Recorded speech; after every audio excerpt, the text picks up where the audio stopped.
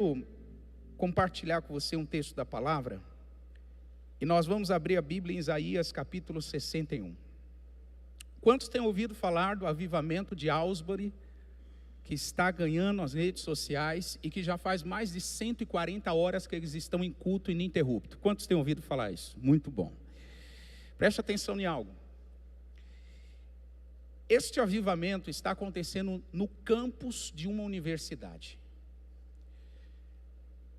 E eles terminaram um culto de domingo. Os jovens ficaram por lá orando, buscando a presença de Deus. E isso se estendeu e já está passando mais de 140 horas. Tem links de transmissão ao vivo. 10 dias já, né, Altair? Uau! 10 dias desde o dia 8 de fevereiro. E uma excelente notícia que é assim, começou em Asbury, mas já está estendendo para 3 outras universidades. E eu não sei o que você pensa sobre isso, irmão, mas a minha mente faz isso aqui, ó. Pum. Sabe por quê? Irmão, não estamos falando de uma igreja. Estamos falando de universidade. Um ambiente que para muitos de nós é hostil. Um ambiente que para muitos de nós, alguém diz assim, não, o cristão não pode ir para a universidade porque vai desviar. Vai desviar se ele já é desviado. Porque algumas experiências só revelam quem eu já sou. Então, numa universidade, irmãos, Deus está fazendo algo glorioso. Sabe por quê? Porque o Espírito do Senhor está levantando gente para exercer influência em todas as áreas da sociedade. E o avivamento já está acontecendo. Ele não vai acontecer, ele já está acontecendo. Já começou. E na sexta-feira a gente teve a oportunidade de partilhar com um grupo de igrejas sobre esse assunto, falando sobre este avivamento que está nascendo, já está sendo gerado e que a qualquer momento vai ganhar uma repercussão que a gente não consegue nem descrever. Então, dentro desse contexto, eu quero te convidar a ler Isaías 61. Pastor, por que você falou tudo isso? Para a gente ler Isaías 61 e você entender o que a gente vai ler. Tá bom? Então, tem um propósito aqui. Isaías 61, a gente vai ler os versos 10 e 11. Diz o texto, regozijar-me-ei muito no Senhor. A minha alma se alegra no meu Deus. Porque me vestiu de vestes de salvação. Me cobriu com um manto de justiça. Como noivo que se adorna com enfeites, e como a noiva que se enfeita com as suas joias. Porque, como a terra produz os seus renovos, e como o horto ou o jardim faz brotar o que nele se semeia, assim o Senhor Jeová fará brotar a justiça e o louvor para todas as nações. O Senhor Jeová fará brotar justiça e louvor para todas as nações.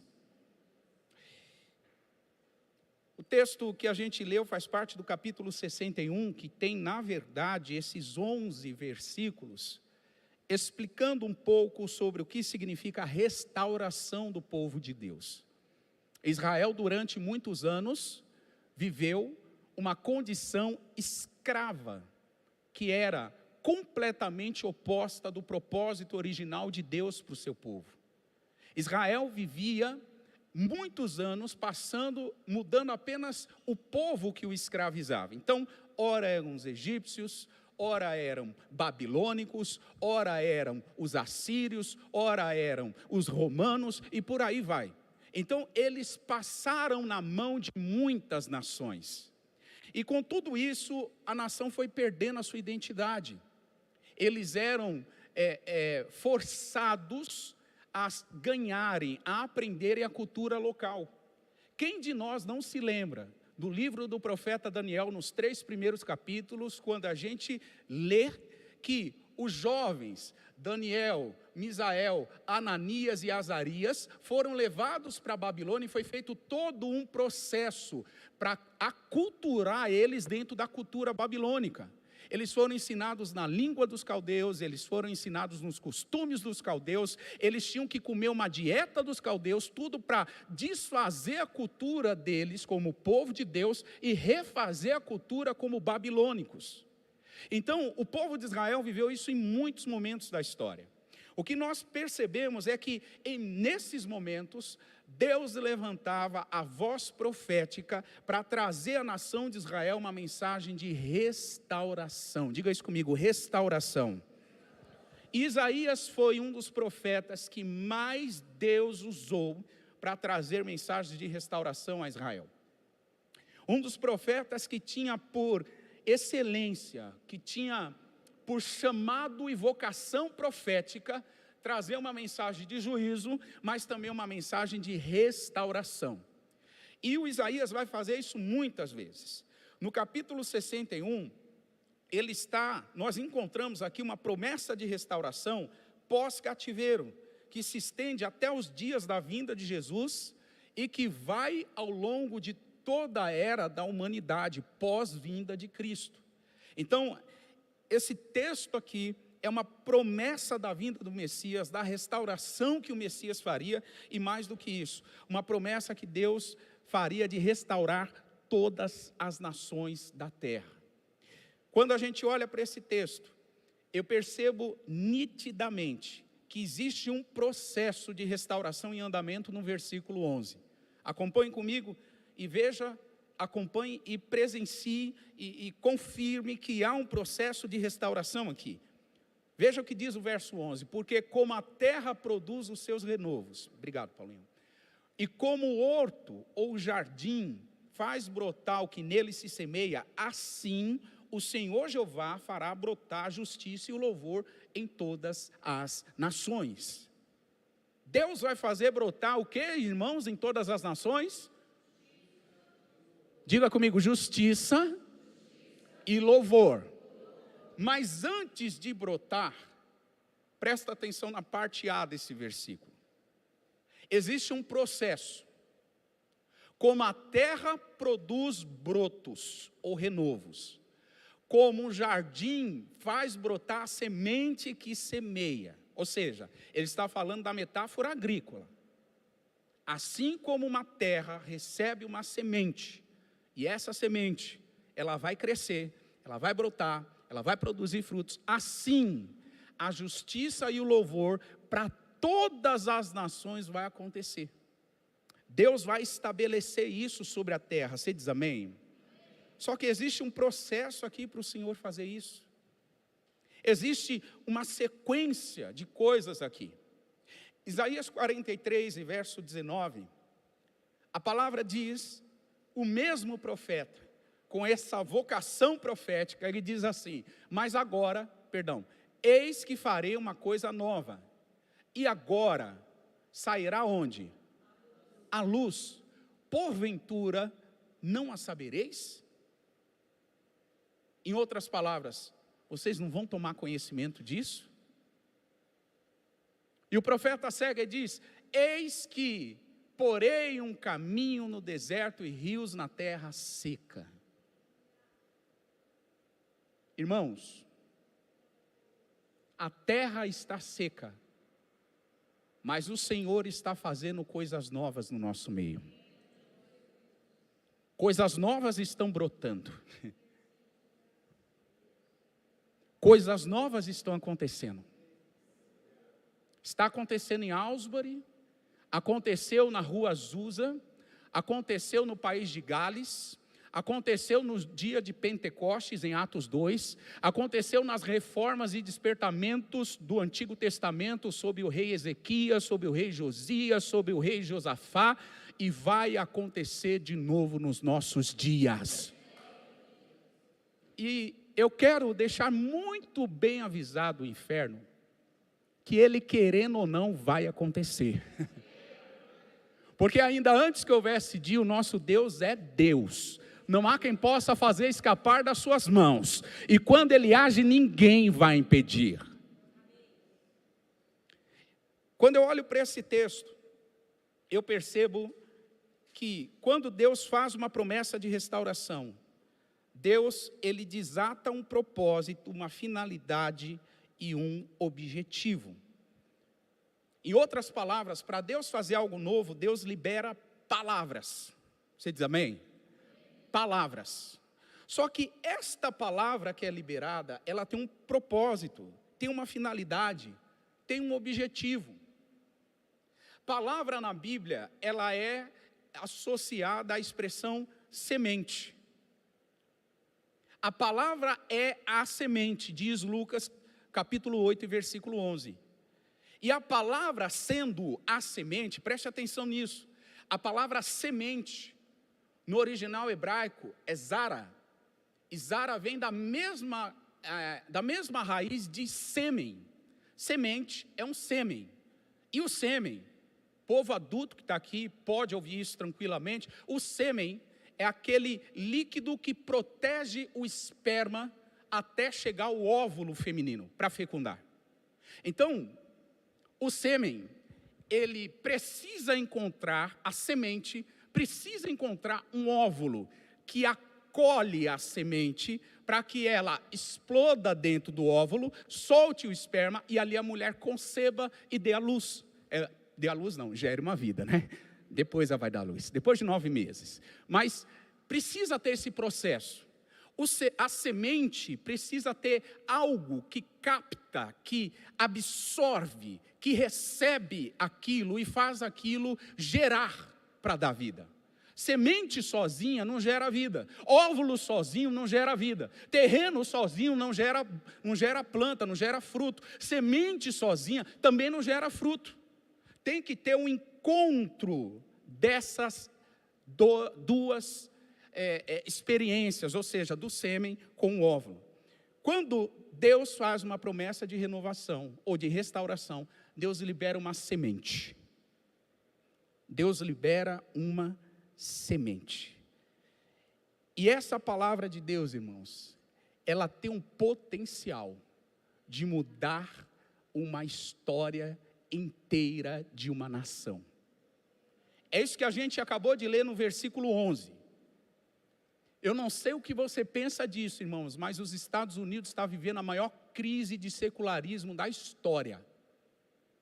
Os Estados Unidos é um país de predominância cristã, mas os cristãos lá são nominais, a sua grande maioria são nominais, não são praticantes. Então o que o cristão nominal faz? Ele fala muito, mas pratica pouco. Ele fala muito da Bíblia, conhece muito a Bíblia, mas na prática ele é horrível. Então, nos Estados Unidos, tem uma maioria esmagadora cristã, mas que não são cristãos praticantes. O contexto dos Estados Unidos é um contexto perfeito para que haja um grande avivamento. A gente estava conversando isso, eu e o Wesley, hoje depois do culto da manhã. Então, o que Deus está fazendo, irmãos? Deus está soltando as sementes dele. A questão é, será que Deus está encontrando gente para receber, absorver e permitir a semente gerar algo dentro de nós? Porque o convite de restauração tem a ver com isso, uma semente liberada e um solo, um terreno pronto para receber. Porque, na verdade, Deus não desperdiça sementes. Deus, a gente tem uma expressão que, normalmente, quando você quer bater papo com uma pessoa, você diz assim, vamos jogar a conversa fora? É ou não é? Deus não joga a conversa fora. Deus não brinca em serviço. Deus é sério, irmão. Deus não é homem para mentir. Deus não levantaria o exército de profetas que Ele levantou nas últimas décadas para profetizar e falar que a gente vai viver um grande avivamento. E essa palavra cair no esquecimento, aquilo ali era euforia ou emoção daquele profeta. Não, Deus é sério. De Deus ninguém zomba, diz a palavra.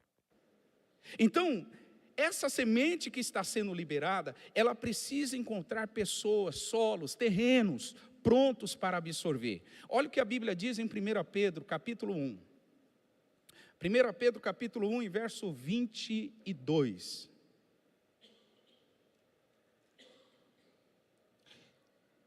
Purificando a vossa alma na obediência a... Pega aqui um princípio, irmão. Toda vez que eu me submeto a obedecer à verdade, eu estou purificando a minha alma. Agora, eu gosto muito de pensar na situação inversa. E o inverso disso? Toda vez que eu desobedeço à verdade, eu estou contaminando a minha alma. Não existe neutralidade no reino espiritual.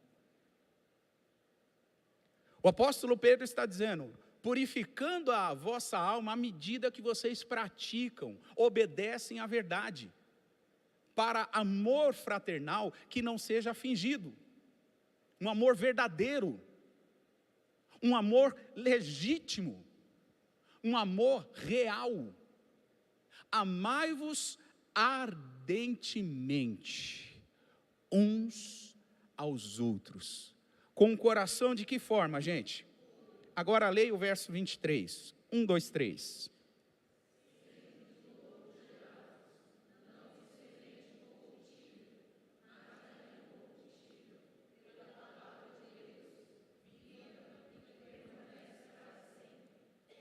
Sendo de novo gerados, e gerados de novo por uma semente, e uma semente que não é incorruptível, e uma semente que não é incorruptível e que é a palavra de Deus, a semente que é a palavra, que é viva e permanece para sempre. A palavra precisa encontrar terrenos férteis para que ela possa prosperar. E eu te dou um exemplo bíblico disso. Quantos aqui se lembram de Ana? Vou perguntar de novo, quantos aqui se lembram de Ana?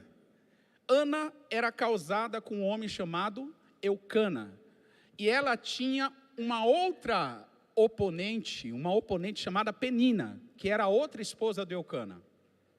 A Bíblia diz que Penina atormentava Ana, porque Ana não poderia dar frutos, não poderia dar filhos, era uma mulher estéril. E a palavra vai dizer que Ana, ela vai ao templo, em Siló, chega no templo, e começa a falar com Deus e movimentar apenas os lábios. O sacerdote Eli, quando olha para Ana, ele tem um pré-julgamento, ele diz assim: Ana está bêbada. E aí ele se aproxima dela e diz: até quando você vai ficar bêbada? Até quando você vai tomar o vinho? E nesse momento, irmãos, Ana abre o coração e diz: eu não sou uma mulher bêbada, eu sou uma mulher amargurada, ela abre o coração, eu sou uma mulher que não tenho filhos. E aí Ana começa a colocar o seu coração diante de Eli. Algo sobrenatural acontece ali, irmãos, porque quando Ana fala isso, o Eli libera uma palavra sobre Ana. 1 Samuel capítulo 1, acompanhe comigo. 1 Samuel, capítulo de número 1, e verso de número 17. 1 Samuel 1, 17. Então, respondeu Eli e disse para Ana. O que ele disse, gente?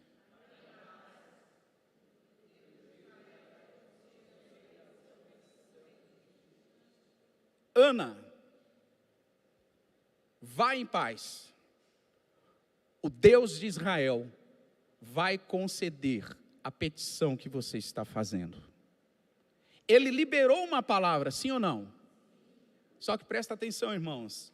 Ana, antes de engravidar de Samuel, ela engravidou da palavra de Deus. Há uma diferença aqui.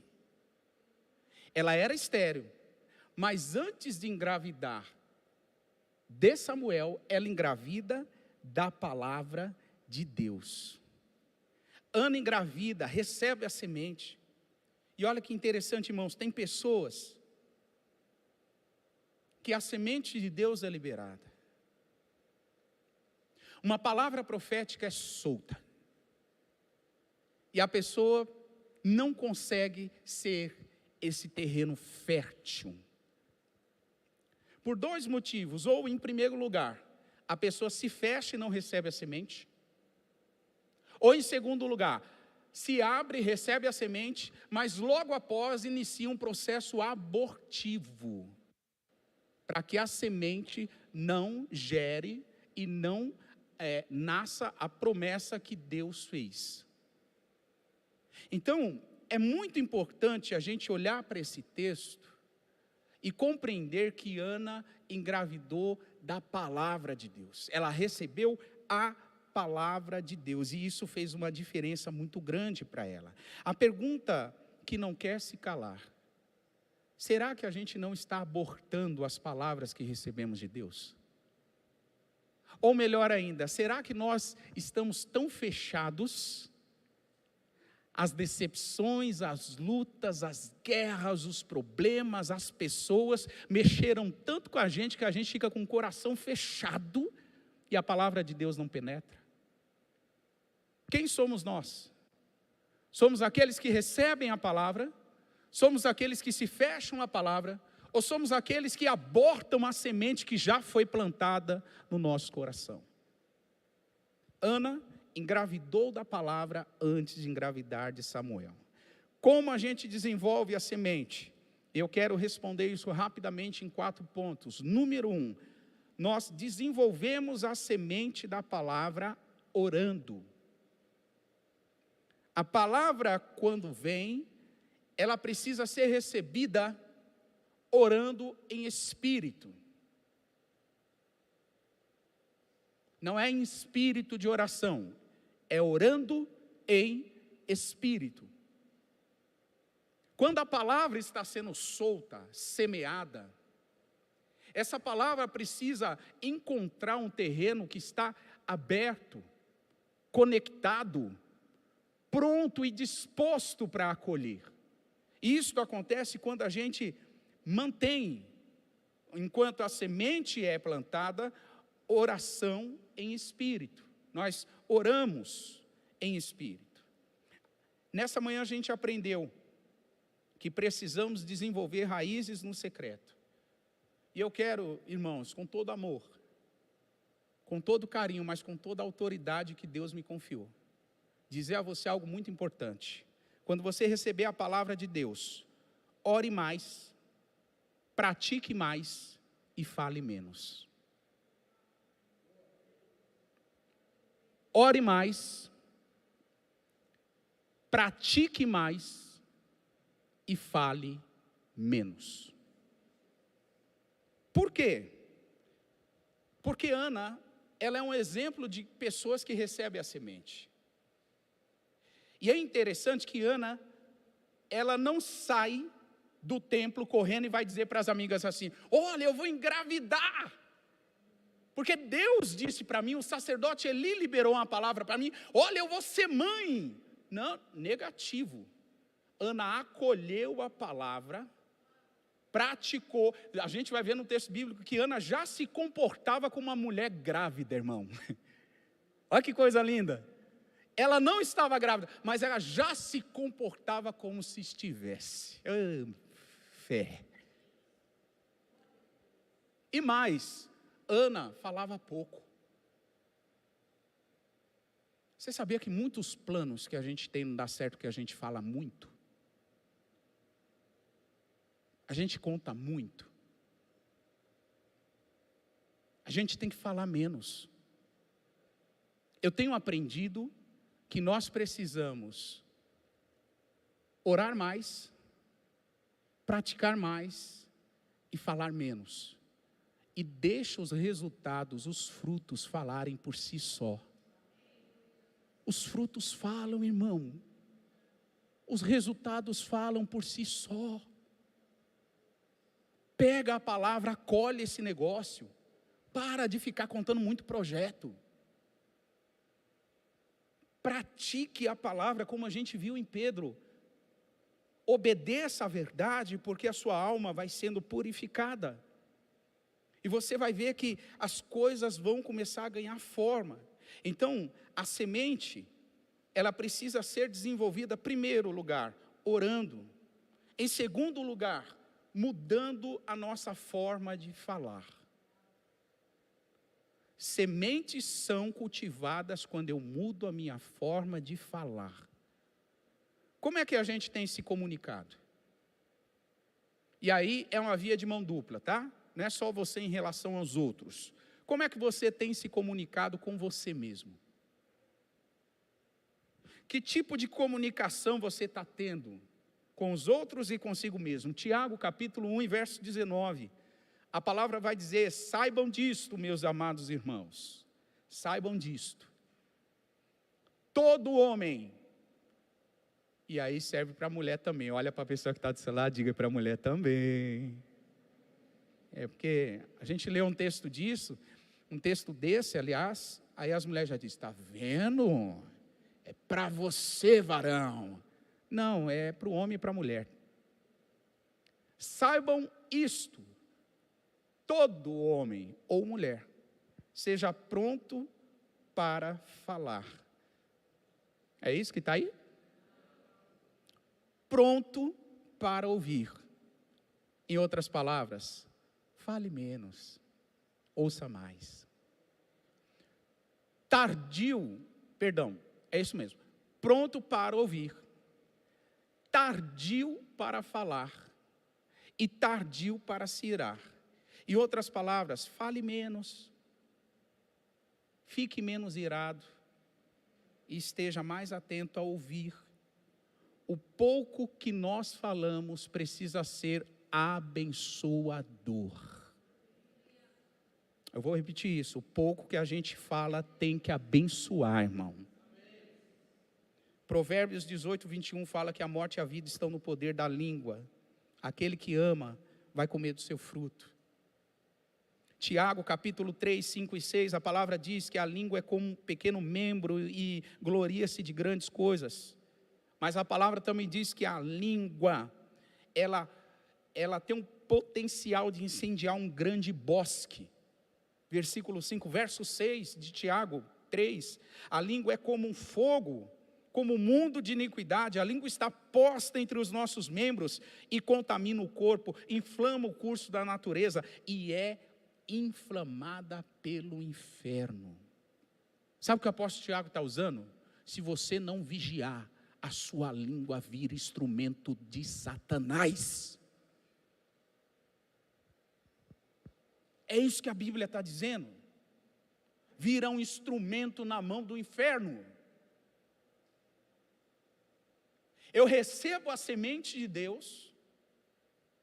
Eu tenho que, em primeiro lugar, ter a certeza, a convicção que essa semente foi recebida orando em espírito. Falando menos, orando mais, praticando mais. Em segundo lugar, eu tenho que ter essa convicção de mudar a minha forma de falar. Mudar.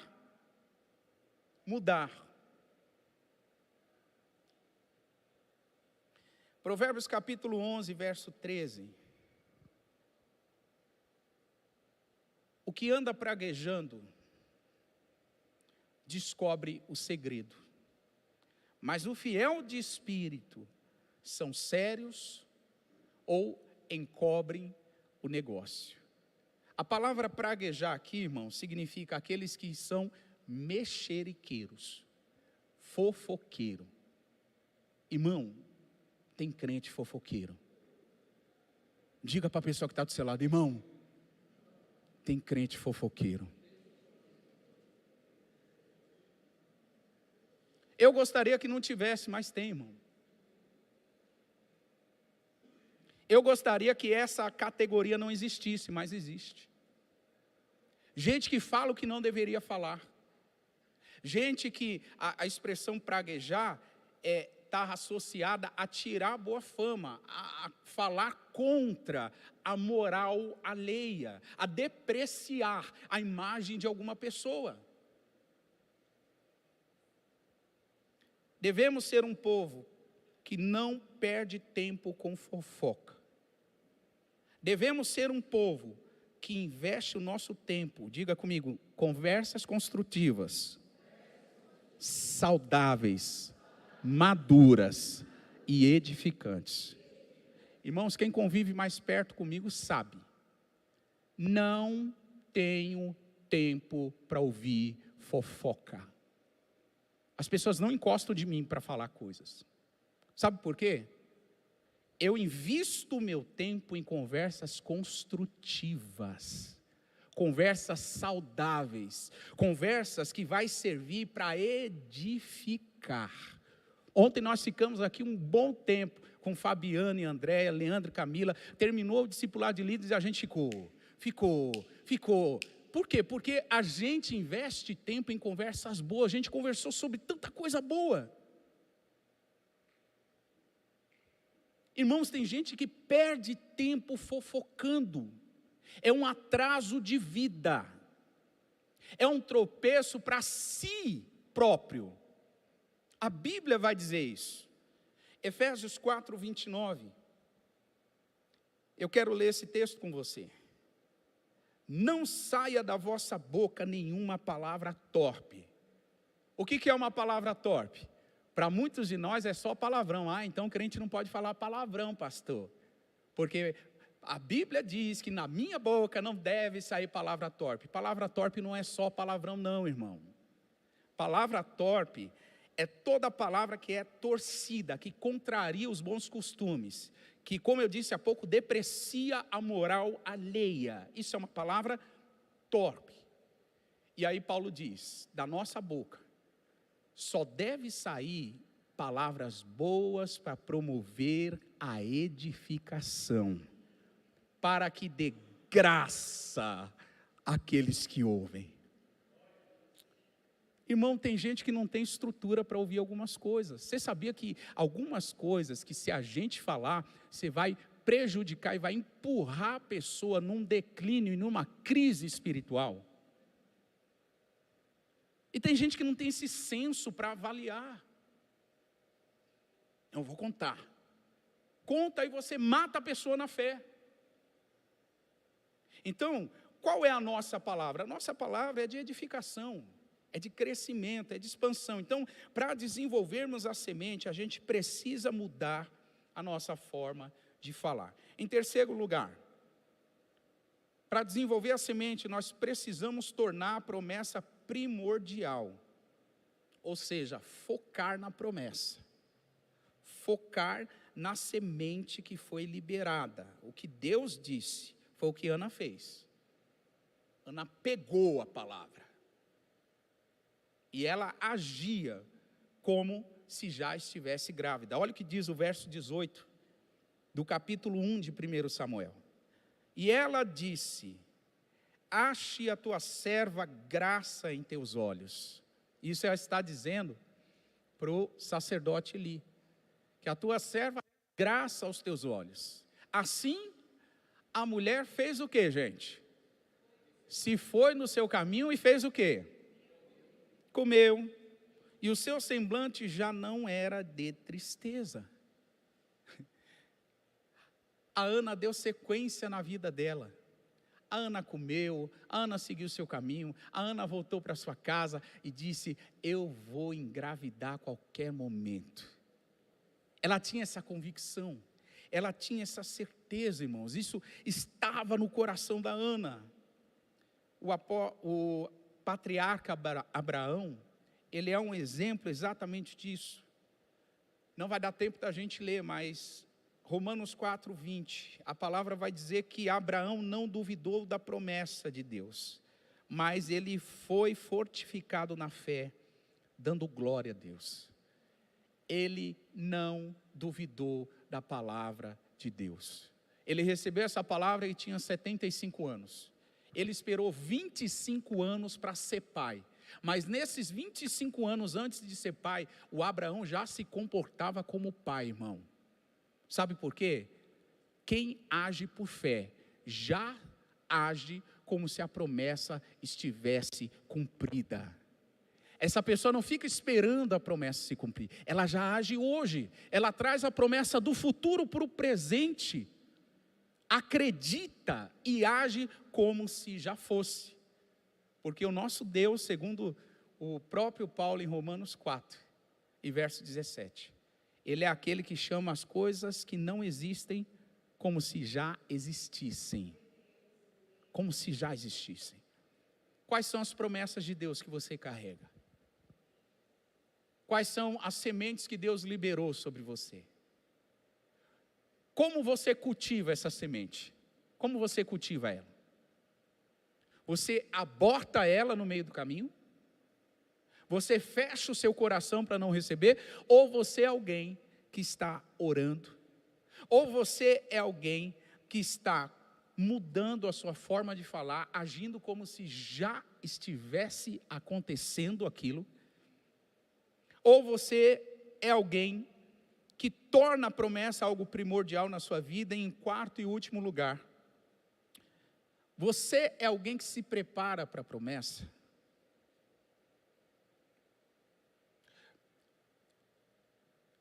Deixa eu dar um exemplo muito prático do que é uma promessa, do que é se preparar para a promessa. Deus diz que vai fazer uma grande transformação na sua família. Alguém recebe essa palavra, gente? Você espera essa transformação acontecer para agir de acordo com a transformação? Ou você, antes da transformação acontecer, você já age como se a transformação já estivesse acontecido? Não, eu creio, meu filho está dando trabalho hoje. Não, Pedro, você não me dá trabalho, tá? Fica tranquilo, graças a Deus. Meu filho está dando trabalho hoje, e por isso eu trato ele mal, por isso eu brigo, por isso eu discuto, por isso eu amaldiçoo, por isso eu murmuro. Ou o meu filho está dando trabalho hoje, mas eu sei que ele vai servir ao Senhor. Por isso eu já trato ele como um servo de Deus. Eu já pergunto para ele: e aí, filho, leu a Bíblia hoje? Orou hoje? Falou com o Senhor? Ou você espera ele vir para a igreja para tratar ele como se ele fosse quando ele vir para a igreja? Irmãos, nós precisamos nos comportar como pessoas que se preparam para as promessas de Deus. Se preparam para as promessas de Deus. Eu leio o último verso, 19 de 1 Samuel 1, e a gente encerra orando. E levantaram-se de madrugada, e adoraram perante o Senhor. E voltaram, e vieram à sua casa, a Ramá. Eucana conheceu Ana. Eucana fez o que, gente? Essa palavra conhecer significa que teve relações com Ana. E Ana, sua mulher, que era sua mulher. E o Senhor se lembrou dela. O Senhor se lembrou da Ana. Porque Ana carregava a semente da promessa de Deus. A minha oração é que Deus se lembre de você nessa noite. A minha oração é que você se prepare, haja a partir de hoje como alguém que já recebeu a promessa. Mude o que você fala, mude a sua disposição de receber a palavra, e com certeza, essa semente que é poderosa vai ser desenvolvida, vai crescer, vai brotar, vai produzir frutos, e o Senhor vai ser glorificado com isso. Se coloca de pé, por favor.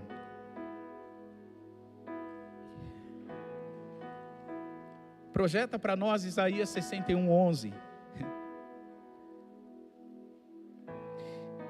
Porque como a terra produz os seus renovos, e como o horto faz brotar o que nele se semeia,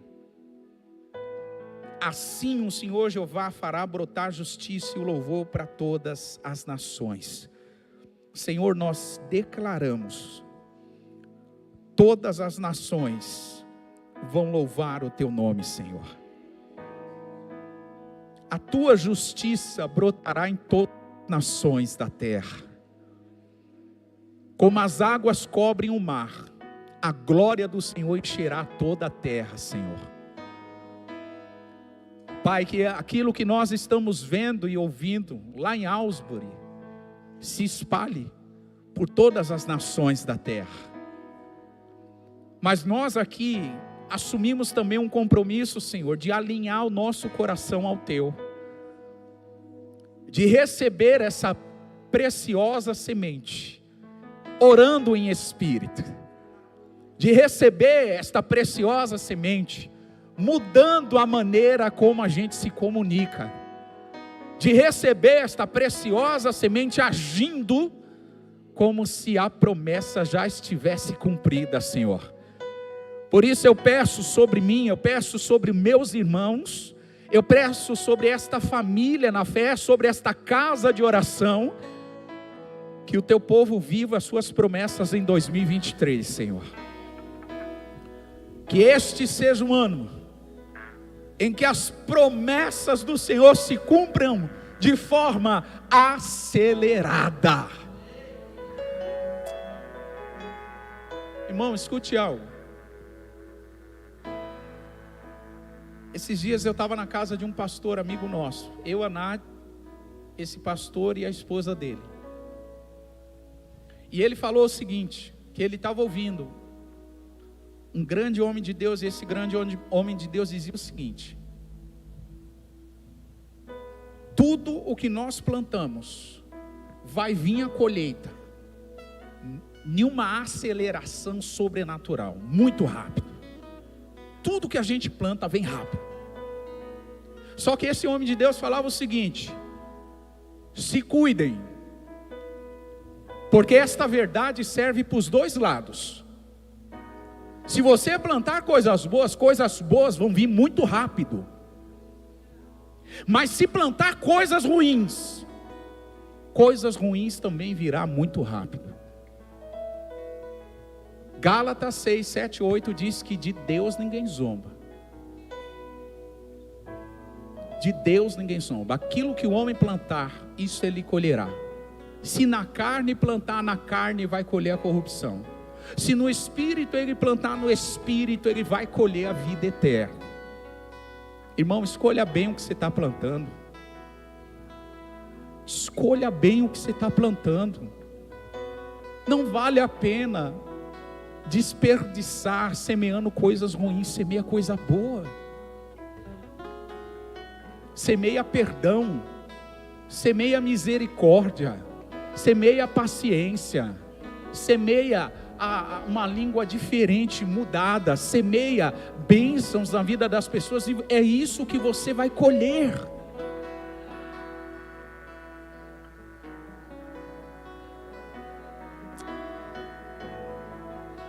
Feche seus olhos, agradece ao Senhor, coloca a mão no teu coração e faz aí a tua oração. Agradeça ao Senhor pela palavra, mas também renove o seu compromisso de semear coisas boas. Renove o seu compromisso de receber a semente com amor. Tua semente tem poder, Senhor. Nós somos a boa terra que recebe a semente da palavra. Nós somos a boa terra que recebe a semente da palavra e produzimos a 30, a 60 e a 100 por cada semente. Nós te adoramos, Senhor. Pai, nos arrependemos por toda semeadura mal feita. Nos arrependemos por todo tipo de semeadura ruim. Nos arrependemos pela semeadura de egoísmo. Nos arrependemos pela semeadura da falta de perdão. Nos arrependemos pela semeadura de amaldiçoar pessoas. Nos arrependemos da semeadura de não sermos misericordiosos. Nos arrependemos de toda semeadura mal feita, Senhor. Por isso pedimos que o Teu Espírito traga a convicção nessa noite, traga a certeza nessa noite, que nós podemos escolher boas sementes, para a Sua honra, para a Sua glória, para o Seu louvor. Erga as suas mãos, vamos adorar o Senhor, vamos exaltá-lo, vamos glorificá-lo, porque Ele é bom. Te amamos, Senhor. Tu és digno, Tu és poderoso. Aleluia, aleluia, glória ao Senhor.